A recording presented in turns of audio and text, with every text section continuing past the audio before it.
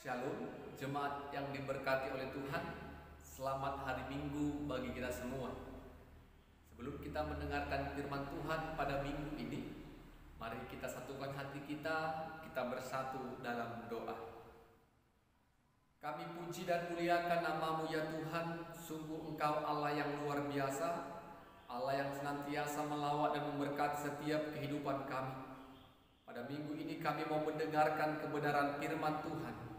Biarlah hati kami terbuka dan hati kami tertuju kepada firman-Mu. Kuasai kami dengan kuasa Roh Kudus, sehingga kebenaran firman-Mu dapat kami mengerti dan kami imani. Dalam nama Yesus kami berdoa dan bersyukur kepada Tuhan. Amin. Bapak Ibu jemaat Tuhan, pada minggu ini kita mau merenungkan firman Tuhan dari Markus pasalnya yang kelima, dimulai ayat 21 sampai ayat 43. Markus pasal 5 ayat 21 sampai 43. Kami akan membacakan kebenaran firman Tuhan bagi kita. Demikianlah firman-Nya. Sesudah Yesus menyeberang lagi dengan perahu, orang banyak berbondong-bondong datang lalu mengurumuni Dia. Sedang Ia berada di tepi danau, datanglah seorang kepala rumah ibadat yang bernama Yairus. Ketika ia melihat Yesus, tersungkurlah ia di depan kakinya dan memohon dengan sangat kepadanya, "Anakku perempuan sedang sakit, hampir mati. Datanglah kiranya dan letakkanlah tanganmu atasnya supaya ia selamat dan tetap hidup." Lalu pergilah Yesus dengan orang itu. Orang banyak berbondong-bondong mengikuti Dia dan berdesak-desakan di dekatnya. Adalah di situ seorang perempuan yang sudah 12 tahun lamanya menderita pendarahan. Ia telah berulang-ulang diobati oleh berbagai tabib, sehingga telah dihabiskannya semua yang ada padanya. Namun sama sekali tidak ada faedahnya, malah sebaliknya keadaannya semakin memburuk. Dia sudah mendengar berita tentang Yesus, maka di tengah-tengah orang banyak itu ia mendekati Yesus dari belakang dan menjamah jubahnya. Sebab katanya, "Asal kujamah saja jubahnya, aku akan sembuh." Seketika itu juga berhentilah pendarahannya dan ia merasa bahwa badannya sudah sembuh dari penyakitnya. Pada ketika itu juga Yesus mengetahui bahwa ada tenaga yang keluar dari dirinya. Lalu ia berpaling di tengah orang banyak dan bertanya, "Siapakah yang menjamah jubahku?" Murid-muridnya menjawab, "Engkau melihat bagaimana orang-orang ini berdesak-desakan dekatmu, dan engkau bertanya siapa yang menjamah aku?"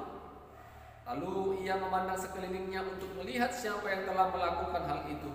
Perempuan itu yang menjadi takut dan gemetar ketika mengetahui apa yang telah terjadi atas dirinya, tampil dan tersungkur di depan Yesus dan dengan tulus memberitahukan segala sesuatu kepadanya. Maka katanya kepada perempuan itu, "Hai anakku, imanmu telah menyelamatkan engkau. Pergilah dengan selamat dan sembuhlah dari penyakitmu." Ketika Yesus masih berbicara, datanglah orang dari keluarga kepala rumah ibadat itu dan berkata, "Anakmu sudah mati. Apa perlunya lagi engkau menyusahkan guru?" Tetapi Yesus tidak menghiraukan perkataan mereka dan berkata kepada kepala rumah ibadat, "Jangan takut, percaya saja." Lalu Yesus tidak memperbolehkan seorang pun ikut serta kecuali Petrus, Yakobus dan Yohanes saudara Yakobus. Mereka tiba di rumah kepala rumah ibadat dan di sana dilihatnya orang-orang ribut, menangis dan meratap dengan suara nyaring. Sesudah ia masuk, ia berkata kepada orang-orang itu, "Mengapa kamu ribut dan menangis? Anak ini tidak mati, tetapi tidur." Tetapi mereka menertawakan dia. Maka diusirnya semua orang itu, lalu dibawanya ayah dan ibu anak itu, dan mereka yang bersama-sama dengan dia masuk ke kamar anak itu.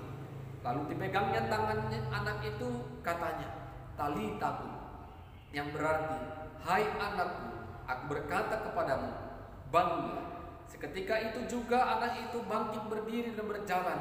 Sebab umurnya sudah 12 tahun. Semua orang yang hadir sangat takjub. Dengan sangat ia berpesan kepada mereka supaya jangan seorang pun mengetahui hal itu. lalu ia menyuruh mereka memberi anak itu makan. Amin. Bapak, Ibu, saudara-saudara yang diberkati oleh Tuhan, pada minggu ini kita mau merenungkan firman Tuhan dengan tema dengan iman kepada Yesus kita dapat merasakan mujizat. Dengan iman kepada Yesus kita dapat merasakan mujizat. Bapak, Ibu, saudara-saudara yang diberkati oleh Tuhan, pada umumnya ketika seseorang ingin dan akan melakukan suatu pekerjaan, suatu karya, ketika dia memulai pekerjaan itu dengan keraguan,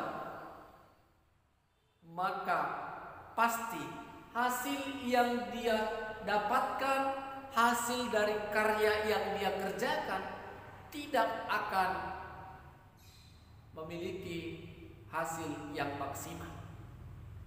Karena sebelum dia melakukan sebuah pekerjaan, mengerjakan pekerjaan atau karya itu ada keraguan. Contoh, mampukah saya? Bisakah saya? Sanggupkah saya? Berbeda dengan orang yang memiliki keyakinan yang tinggi, memiliki optimisme yang tinggi, dengan mengatakan, aku pasti bisa dan mampu mengerjakan. Maka hasil yang dia peroleh, karya yang dia peroleh akan lebih maksimal. Apa yang mau saya sampaikan dari pesan ini, Bapak Ibu? Keraguan akan menghasilkan hasil yang tidak baik. Keyakinan akan menghasilkan suatu pekerjaan hasil yang sangat-sangat memuaskan. Bapak, Ibu, saudara-saudara, hal itu juga yang mau kita renungkan, hal itu yang mau kita bagikan pada saat ini. Firman Tuhan yang kita baca dan dengar tadi, ketika Yesus menyeberang dan dia sampai di seberang, banyak orang yang berbondong-bondong, yang sangat antusias melihat Yesus, bukan hanya melihat, mendengar Yesus, dan berlomba-lomba untuk dekat kepada Yesus. Bapak, Ibu, saudara-saudara, di situasi ini, di situasi Yesus yang mengajar, di situasi Yesus yang begitu dikerumuni oleh orang banyak, ada sebuah peristiwa, yaitu seorang kepala rumah ibadat yang bernama Yairus datang kepada Yesus. Yairus adalah seorang kepala rumah ibadat yang memiliki pergumulan. Pergumulannya adalah anak perempuannya sedang sakit. Bahkan dikatakan Yairus sendiri hampir mati. Berarti kritis. Itulah pergumulan, persoalan yang dialami oleh kepala rumah ibadat. Anak perempuannya hampir mati. Tetapi dia punya iman yang sangat luar biasa, dan dia melihat Yesus, bahkan sudah pernah mungkin mendengarkan kuasa dan mujizat yang pernah dikerjakan oleh Yesus, sehingga dengan sangat dia memohon kepada Yesus. Kita lihat, Bapak Ibu, ketika dia bermohon, apa yang dia kerjakan? Dia tersungkur di hadapan Yesus, memohon, meminta belas kasihan agar Yesus menyembuhkan dan menjamah anak perempuannya yang hampir mati. Bapak, Ibu, saudara-saudara, kita lihat sosok yang terhormat, sosok yang terpandang sebagai kepala rumah ibadat, dia tidak lagi malu kepada banyak orang. Dia menangis dengan terseduh-seduh, dia memohon dengan sangat kepada Yesus. Ini mungkin yang dilakukan, yang dikerjakan oleh semua orang. Ketika masalah itu benar-benar menghimpit kita, ketika masalah itu benar-benar harus segera kita selesaikan dan kerjakan, maka kita pun tidak malu kepada semua orang sampai kita meminta, memohon, bahkan mencucurkan air mata. Itu kita kerjakan agar masalah kita boleh terselesaikan. Mungkin banyak contoh-contoh yang boleh kita lakukan, yang kita boleh hidupkan, yang boleh kita lihat prakteknya. Ketika seseorang butuh uang untuk perobatan anaknya, dia tidak pandang itu pagi, siang, malam. Dia tidak pandang itu kepada siapa saja. Dia bermohon. Dia akan cari uang untuk biaya pengobatan anaknya. Jadi Bapak Ibu Saudara-saudara, mungkin yang dialami Yairus ini sering kita alami juga. Kita tidak malu lagi kepada orang-orang di sekitar kita. Ketika kita bermohon kepada seseorang, ketika kita berdoa kepada Tuhan dengan suara yang nyata, tidak ada lagi rasa malu. Karena iman kita, karena keyakinan kita, membuat kita yakin kalau kita memohon dengan belas kasihan, meminta dengan penuh belas kasihan, orang dan begitu juga dengan Tuhan akan memberikan kasih-Nya kepada kita. Amin. Bapak Ibu Saudara-saudara yang diberkati oleh Tuhan, ketika Yesus melihat bagaimana Yairus benar-benar berharap dan bermohon agar Yesus menjamah putrinya itu, dia pergi dengan Yairus, dan banyak orang berbondong-bondong untuk menyaksikannya, dan murid-murid bersama dengan dia. Benarkah Yesus mampu menyembuhkan anak Yairus? Di dalam perjalanan, di tengah perjalanan, ada peristiwa yang terjadi lagi Bapak Ibu Saudara-saudara. Seorang perempuan yang sakit pendarahan selama 12 tahun. Pendarahannya tidak berujung sembuh. Apa yang ada kepada dia semua sudah habis terjual. Semua tabib sudah mencoba mengobatinya, tetapi keadaannya bukan membaik, tetapi sebaliknya semakin memburuk. Perempuan ini pernah mendengar Yesus.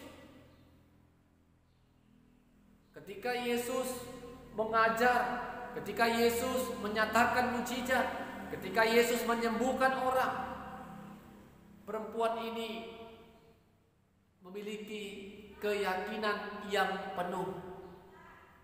Asal ku jamah saja jubahnya, aku akan sembuh. Itu iman yang dimiliki oleh perempuan yang sakit pendarahan. Asal ku jamah saja jubahnya, aku akan sembuh. Bapak Ibu Saudara-saudara, kita bisa bayangkan perempuan yang sakit pendarahan selama 12 tahun. Pendarahan, mungkin ibu-ibu perempuan kaum Hawa yang pernah mengalami yang namanya pendarahan, satu hari pun merasakan itu, mungkin sakitnya sudah luar biasa. Ini 12 tahun perempuan itu harus merasakan sakit pendarahan. Bukan hanya sakit secara jasmani dia rasakan, secara sosial pun dia diasingkan. Karena orang yang sakit pendarahan adalah orang-orang yang najis bagi kalangan orang Yahudi. Bapak Ibu Saudara-saudara yang diberkati Tuhan, dengan memiliki beban pergumulan yang begitu berat yang dialami perempuan tadi, dia punya iman dan pengharapan, kalau ku jamah jubah Yesus, aku akan sembuh. Ketika itu juga Bapak Ibu Saudara-saudara, perempuan itu memiliki kesempatan yang baik. Yesus melintas dari depannya dan dia memegang jubahnya. Dan seketika itu juga penyakitnya disembuhkan. Perempuan ini merasa sakit pendarahannya tidak ada lagi dalam tubuhnya. Dan sambil berjalan, Yesus merasa kalau ada tenaga yang keluar dari dirinya. Dia melihat ke belakang dan dia bertanya kepada murid-muridnya, siapa yang telah memegang aku? Siapa yang telah menjamah aku? Sentak Bapak Ibu, secara logika murid-muridnya menjawab, Guru, bagaimana engkau bertanya? Siapakah yang menjamah aku? Siapakah yang telah menyentuh aku? Begitu banyak orang yang berdesak-desakan dekat engkau dan berjalan. Bagaimana kami tahu siapa yang telah menjamah engkau? Yesus melihat dan mengamati orang-orang yang ada di sekelilingnya. Dan pada akhirnya dengan ketakutan, gentar dengan hati yang tulus, perempuan itu datang tersungkur di hadapan Yesus. Akulah yang telah melakukannya. Apa yang dikatakan Yesus Bapak Ibu? Imanmu telah menyembuhkanmu. Bapak Ibu, luar biasa. Hanya karena iman, perempuan yang sakit pendarahan dapat merasakan yang namanya mujizat dari Tuhan. Hanya karena pengharapan dan mengharapkan belas kasih Tuhan, perempuan yang sakit pendarahan 12 tahun lamanya bisa disembuhkan. Peristiwa ini berlanjut. Ketika perempuan itu telah disembuhkan, ada keluarga dari kepala rumah ibadat, yaitu Yairus, datang kepada Yairus. Yairus, anakmu sudah mati. Kenapa engkau susah-susahkan lagi guru untuk melihatnya, untuk menyembuhkannya? Tetapi apa kata Yesus Bapak ini? Percayalah, anakmu akan tetap hidup. Anakmu akan baik-baik saja. Bapak Ibu, kita lihat bagaimana Yairus ketika mendengar berita kalau anaknya sudah mati. Mungkin secara manusiawi Yairus kecewa. Yairus tidak memiliki semangat lagi untuk menjalani kehidupan. Tetapi karena perkataan Yesus, percayalah. Lihat Bapak Ibu, Yairus dan beberapa murid dan Yesus pergi menuju rumah Yairus. Yairus tidak mengatakan, sudahlah Yesus, kita tidak usah lagi pergi ke rumah karena anakku sudah mati. Yesus tidak katakan itu, tetapi dia tetap percaya kalau Yesus punya kuasa menyembuhkan anaknya yang sedang sakit. Atau Yairus percaya kalau Yesus tahu yang terbaik untuk anaknya. Sehingga Yairus tetap ikut dalam rencana Tuhan melalui Kristus Yesus. Ketika Yesus dan Yairus dan beberapa murid sampai, semua orang teriak, meratap dan menangis dengan suara nyaring melihat anak itu terbaring karena sudah mati. Tetapi apa kata Yesus? Anak ini tidak mati, tetapi dia tertidur. Yesus katakan kepada anak itu, talitakum, yang artinya, hai anakku, hai anak, bangunlah. Seketika itu juga anak itu bangun dan berjalan. Ini membuktikan Bapak Ibu, kuasa Allah, kuasa yang ada dalam Yesus nyata dalam iman Yairus.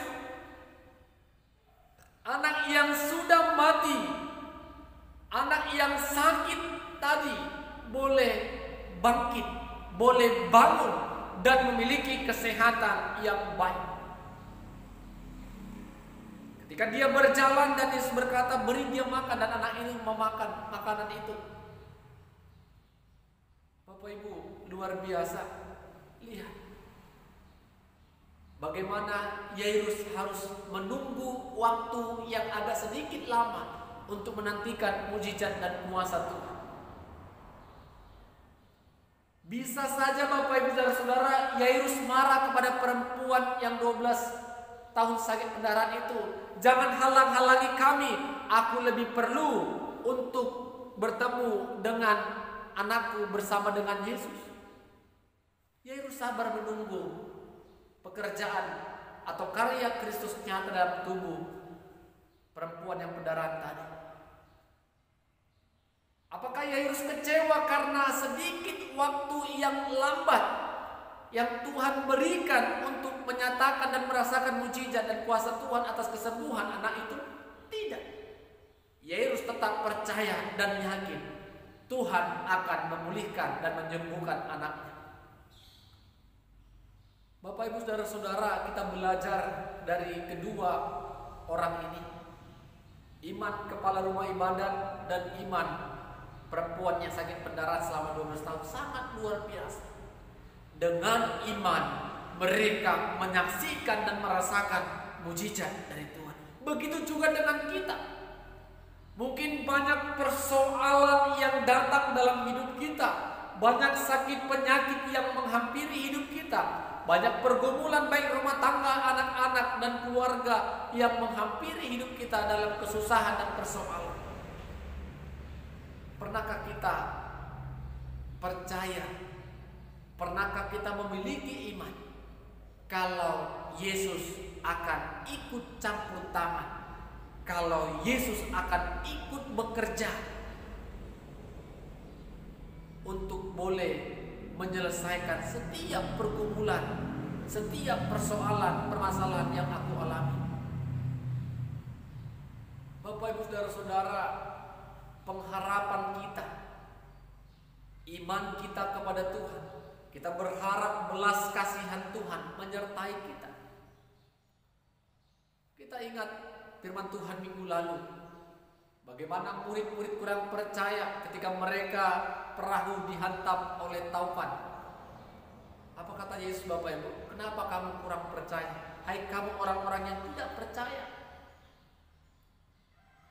Terkadang Bapak Ibu, oleh karena persoalan, beban dan pergumulan, kita menjadi tidak percaya kepada Tuhan. Padahal kalau kita bisa rasakan kehadiran Tuhan yang memeluk dan menopang kita, sesungguhnya Tuhan ada dalam diri kita, Tuhan ada di sekitar kita, Tuhan ada di dalam keluarga kita, di dalam masa depan anak-anak kita dan dalam rumah tangga kita.